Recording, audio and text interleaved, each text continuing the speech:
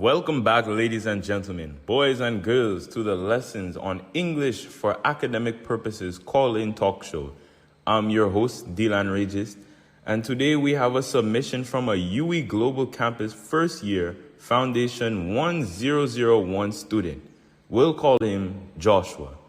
He wants us to review his topic to sentence outline and advise him accordingly. Joining me here today is Charissa Noel. Say hi to the people. Thank you, Dylan. Good day, everyone. I am Charissa.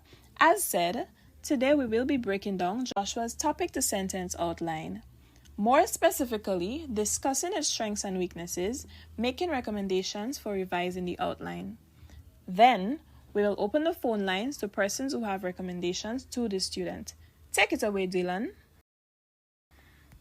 All right. But before we get into that, first we have to identify which expository method would be best for Joshua to continue this essay. Do you think it could be process analysis? Actually, I was thinking cause and effect analysis. Yeah, you're right. Why don't you explain that for the listeners? Sure.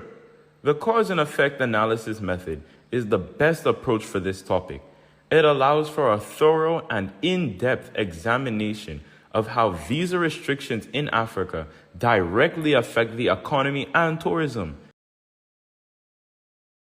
This method allows Joshua to emphasize the effects of the restrictive visa policies, being missed opportunity for intra-regional trade, reduced income to the tourism sector, and missed economic opportunities for the local service economy. Using this approach would enable clear reasoning and an organized development of ideas, which allows the reader to understand the consequences of these restrictions on Africa. Wonderful explanation, Dylan. But while you were speaking, I noticed something about Joshua's topic to sentence outline. Oh yeah? What's that? There are quite a few things which could be better. Oh, you're speaking about the strengths and the weaknesses. Yes, I am sure some of the listeners already observed some of them. Well, why don't you share them with us? Most definitely. The first thing I observed, while he does have valid strong subpoints on visa restriction in Africa, they only cover economic effects. This weakens the structure of his outline, and he will lose marks for content. Instead, he should include perhaps one economic, one social, and one cultural. Furthermore, his first and third subpoints begins the same way. This repetitiveness also weakens the outline. It would have been better if he changed around the wording for at least once. For example, replace the third one with economic loss for the local service community. Excellent observations, Charissa. To add, I also noticed that his subpoints are awkward. In the sentence, missed economic opportunity for intra-regional trade, the word trade already implies the opportunity is economic. Similarly, missed economic opportunity for the local service economy is redundant. There is no need to include economic since he is already speaking about the local service economy. I hope you people are listening attentively. This is a real English lesson. Do not worry, Joshua. You are in good hands. By the end of this segment, everyone listening will be able to master the sentence outline. You are absolutely correct. Do not take this for granted. Moving on, let me test you, Charissa Noel. Test me? How? I want to see how sharp you and the listeners are with a question. If he applies the suggested changes to the subpoints, what is the next thing he will have to change? Is this a joke? Well, tell me, I am not sure. Did anyone catch on? Obviously, he has to change the topic sentence.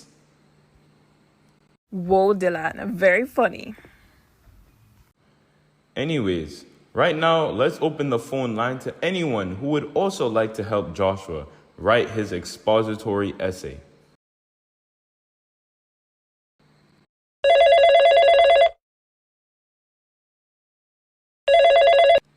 Hello, caller. Welcome to Lessons on English for Academic Purposes. Please identify yourself. Good afternoon, everybody. My name is Davia Hodge, and I too am a student of the UV Global Campus. Whoa, that's amazing. It's so good to have you joining us. So, will you be able to help out your fellow peer in doing his topic to sentence outline? Well, I most certainly can try. Once again, welcome, Davia. I assume you've been listening thus far? Yes, of course. Amazing. So, Davia, what would you suggest Joshua could do when establishing the significance and context of the topic if he writes an introductory paragraph? Excellent question. We just learned about this the other day. Well, an introductory paragraph is supposed to establish the background context of the topic. In this context, Joshua should talk about how life was in Africa before the visa restrictions and then talk about how the visa restrictions came about in Africa. That was a wonderful answer, Davia. It seems you've been paying attention in class. Thank you. But I have a question. Can Joshua just put any information in his introductory paragraph? He can only put factual information supported by credible sources. Excellent work. But go on. What else needs to be included in an introductory paragraph? After Joshua gives his background context, he has to round it off with a thesis statement. And what is a thesis statement? The thesis statement is a sentence which contains his 3 subpoints which will form his topic sentences for the rest of his essay. Davia Hodge, you are the top student in Foundation 1001. This I know for sure. For a while, just hang on while we're going to bring in another caller.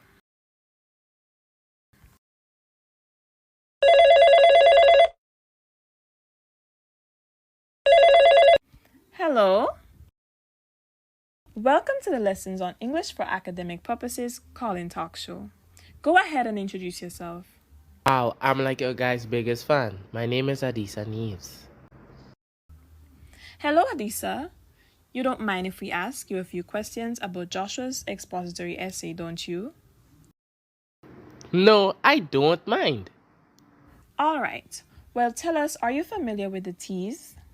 Tease, I think I heard about it in high school.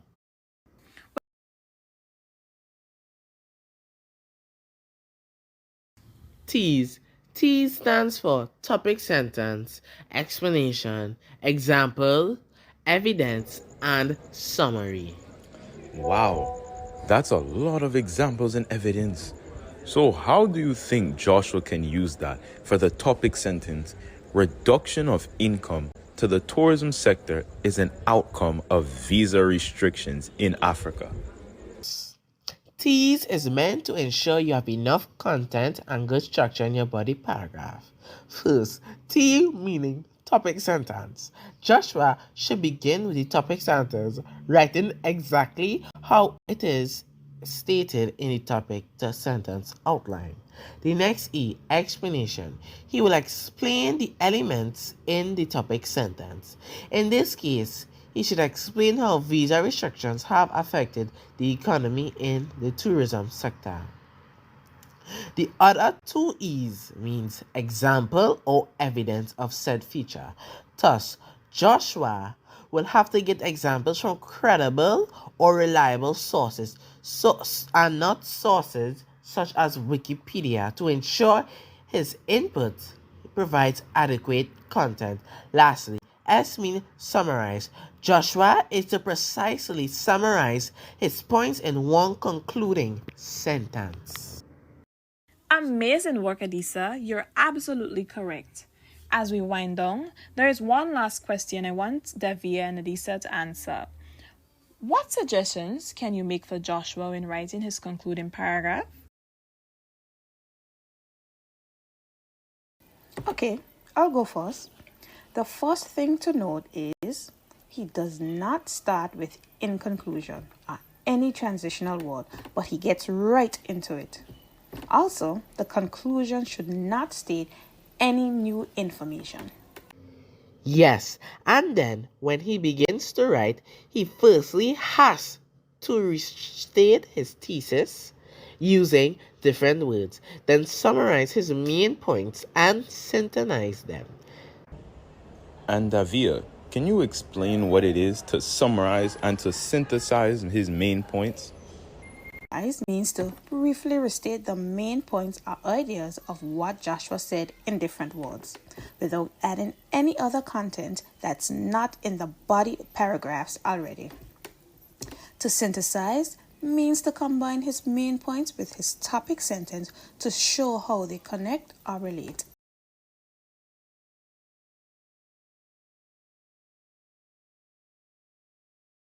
Thank you both, Davia Hodge and Adisa Neves, for helping Joshua and us with his expository essay. No problem. You are welcome. It's been a pleasure. Thank you, ladies and gentlemen, for listening to Lessons on English for Academic Purposes call-in talk show. We hope you enjoyed. Have a good rest of your day.